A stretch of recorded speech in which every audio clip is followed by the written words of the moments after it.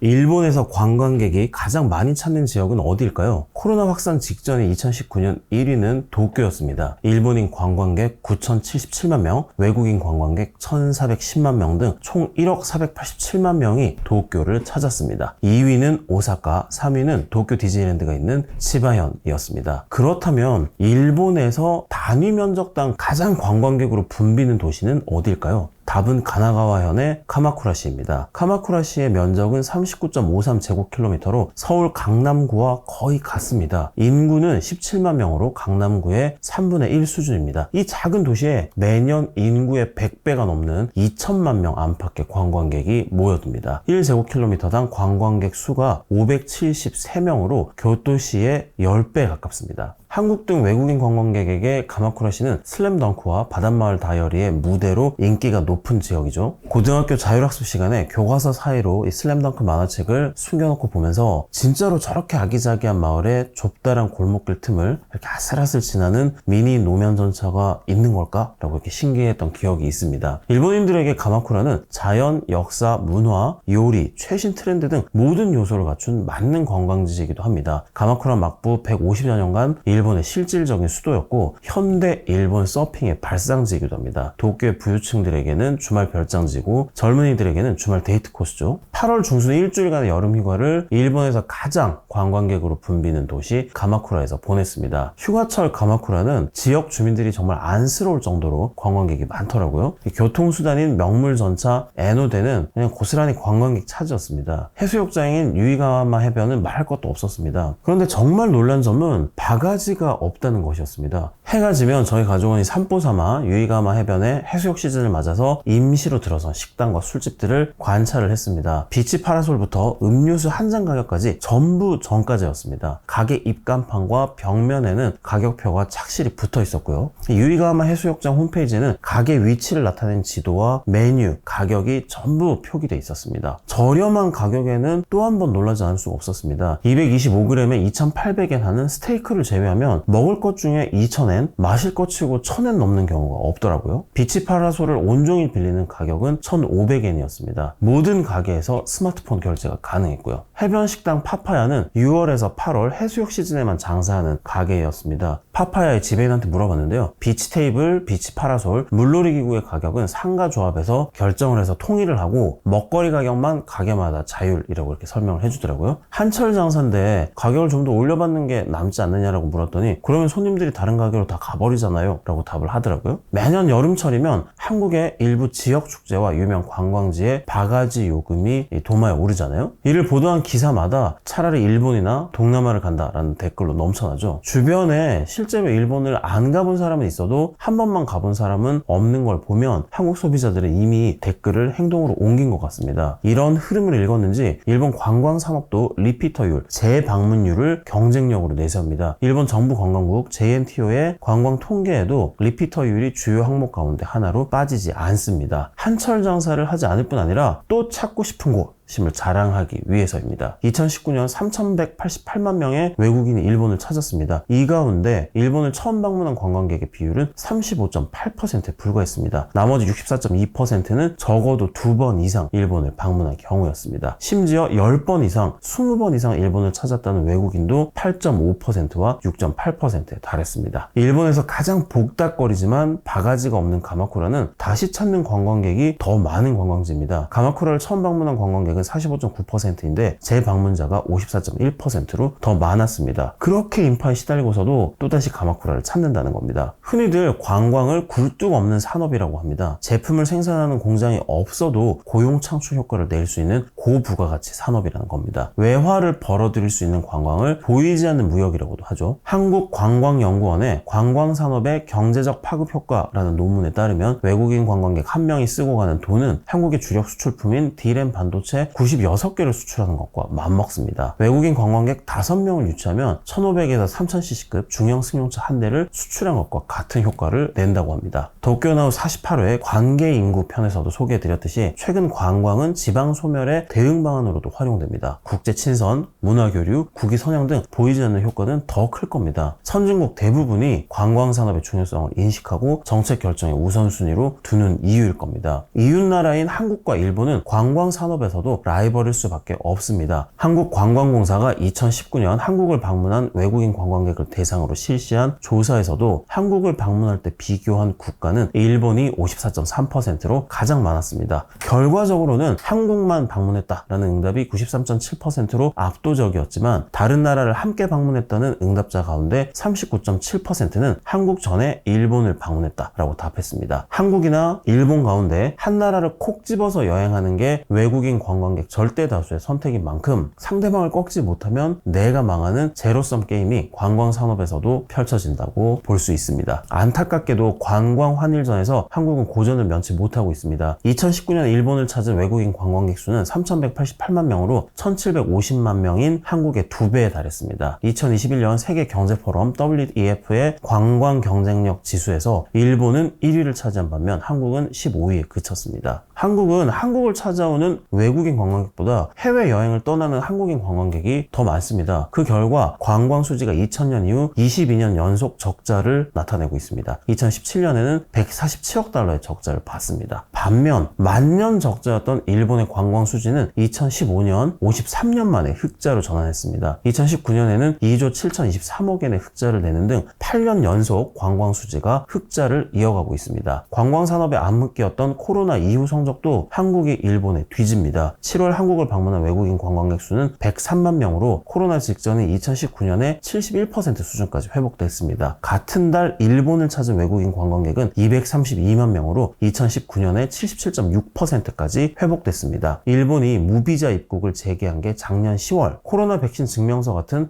외국인 입국 규제를 완전히 없앤 게 올해 5월에 이르러서야라는 점을 감안하면 엄청난 회복 속도입니다. 한국은행은 한국을 찾는 외국인 관광객이 일본과 같은 속도로 회복된다면 경제 성장률이 0.12%포인트 상승할 것으로 분석했습니다. 하지만 현실은 반대로 한국인 관광객이 일본의 경제 성장을 돕고 있습니다. 2018년 한국인 관광객 754만 명이 일본을 찾았습니다. 2위와 3위인 중국과 베트남을 합한 것과 비슷한 숫자입니다. 올해 8월 18일까지 일본을 방문한 외국인 관광객 864만 명 가운데 3분의 1에 달하는 258만 명이 한국인이었습니다. 2위 대만의 2배에 달합니다. 2주 전 도쿄나우 타타키 경제에서 설명을 드렸듯이 외국인 관광객의 소비가 올 2분기 일본 GDP를 0.2%포인트 밀어 올렸습니다. 안 가본 사람은 있어도 한 번만 가본 사람은 없다란 말처럼 일본을 다시 찾는 한국인 관광객의 비율은 엄청납니다. 2019년의 경우 일본을 찾은 한국인 관광객 가운데 이번이 첫 번째 일본 방문이라는 응답자는 38.1%에 그쳤습니다. 한국인 관광객 3명 가운데 2명은 일본을 2번 이상 방문했다는 뜻입니다. 일본을 찾은 횟수가 10번 이상이라는 한국인 관광객도 11.9%에 달했습니다. 그런데 말입니다. 2013년까지만 해도 수치상으로는 한국이 일본보다 관광 대국인 것 알고 계셨나요? 사실입니다. 2013년 한국을 찾은 외국인 관광객은 1218만 명으로 1036만 명의 일본보다 많았습니다. 이후 외국인 관광객의 역전 추세를 보면 한국이 못했다기보다는 일본이 어마무시하게 잘한 결과임을 알 수 있습니다. 도대체 일본에 무슨 일이 있었던 걸까요? 흥미롭게도 2012년에는 똑같은 고민을 일본이 했습니다. 스가 요시히데 전 일본 총리가 최근 언론 인터뷰에서 한 말입니다. 관방장관이었던 2012년 일본의 외국인 관광객 수는 840만 명인 반면 한국은 1000만 명을 넘었다. 일본은 역사, 전통, 문화가 이토록 풍부한데 왜 이웃나라에 지고 있는가? 이것이 우리가 정책을 바꾼 기본 생각이 됐다라고 말했습니다. 그때까지 일본은 외국인 관광객에 그닥 관심이 없었습니다. 1990년대 후반까지 일본의 관광 정책은 내국인의 해외여행 관리에 중점을 뒀습니다. 일본 내 관광 산업도 외국인보다 회사의 단체 여행과 연금 생활자 등 내국인을 유치하는데 더 열심이었습니다. 일본의 정책이 외국인 관광객을 적극 유치하는 방향으로 전환한 건 2012년 말 집권한 아베 신조 전 총리가 자신의 국정 운영 방향을 처음 제시하는 시정방침 연설에서 관광 입국이라는 표현을 처음 집어넣으면서입니다. 관광 입국을 구체화한 정책이 2013년 스가 전 총리가 관방장관으로서 주도한 90일 무비자 입국을 허용하는 국가를 대폭 확대한 겁니다. 우리도 지금 이 제도 때문에 일본을 관광하기가 굉장히 편리하지 않습니까? 스가 전 총리는 최근 인터뷰에서 무비자 입국 확대라는 아이디어를 제공한 인물이 데이빗 애킨슨이라고 고백했습니다. 투자은행 골드만삭스 애널리스트 출신으로 스가 전 총리의 경제 브레인으로 불리는 인물입니다. 데이빗 애킨슨은 저서 신관광 입국론에서 일본의 시골이 기후, 자연, 문화, 식사의 4대 매력을 모두 갖추고 있기 때문에 전국 구석구석까지 외국인 관광객들을 끌어들일 수 있다고 자신했습니다. 딱 하나 없는 게 있다고 했는데요. 그게 바로 무비자 입국이었습니다. 마침 2013년은 일본이 2020년 도쿄올림픽 개최를 확정지은 해였습니다. 외국인 관광객을 끌어들일 필요성까지 생기면서 90일 무비자 입국을 허용하는 국가를 대폭 확대를 했습니다. 당시 일본 법무성과 경찰청이 외국인의 무비자 입국을 허용하면 치안 유지가 어려워진다면서 맹반발할 정도로 일본은 외국인 관광객 유치에 무심했었습니다. 무비자 확대 덕분에 2012년 836만 명의 외국인 관광객은 단숨에 한국을 따라잡았습니다. 관광 예산을 100억엔에서 680억엔으로 늘리는 동안 외국인 관광객이 쓰고 간 돈은 1조엔에서 4조 8천억엔으로 증가했습니다. 580억엔을 더 써서 3조 8천억엔을 벌어들인 셈입니다. 일단 정책을 바꾸고 나서 보니까 일본 관광산업은 외국인을 불러들이기 최적의 환경을 갖고 있었습니다. 바로 인프라입니다. 지금까지 사원여행이라고 하잖아요. 회사의 단체 여행과 연금 생활자를 모시기 위해 전국에 산 좋고 물 좋은 곳마다 지어놓은 대형 온천 욕강과 이곳까지 편안하게 갈 수 있도록 깔아놓은 지방공항과 도로가 고스란히 외국인 관광객을 끌어들이는 용으로 변신했습니다. 저희 가족이 겨울마다 가는 후로후시라는 온천이 있는데요. 여기는 동해를 향해서 뻥 뚫린 바닷가 노천탕이 명물입니다. 일본 혼슈 최북단 아오모리에서도 외딴 해변 마을인 후카우라에 있다는 접근성이 유일한 단점인데요. 이게 장애물로 작용할 것 같지만 실은 코로나 전까지 한국과 중국 등 세계에서 몰려드는 외국인 관광객으로 북적이는 곳이었습니다. 굉장히 외진 시골이긴 하지만 이 온천 요간의 셔틀버스로 40분이면 아오모리 공항을 오갈 수 있는 교통 인프라가 있기 때문이었습니다. 한국인이 많이 찾는 큐슈만 하더라도 후쿠오카, 나가사키, 카고시마, 사가, 쿠마모토 등 6개 공항을 통해 전 지역을 1시간 안에 갈 수 있습니다. 한국인이라면 공항까지 이동시간과 비행시간을 다 합쳐도 3시간이면 서울에서 벗어나서 한적한 일본의 시골에서 골프를 즐기고 노천탕에 몸을 담글 수 있습니다. 그 결과 전국 방방곡곡에 모세혈관처럼 뻗어져 있는 인프라 덕분에 2019년 일본 47개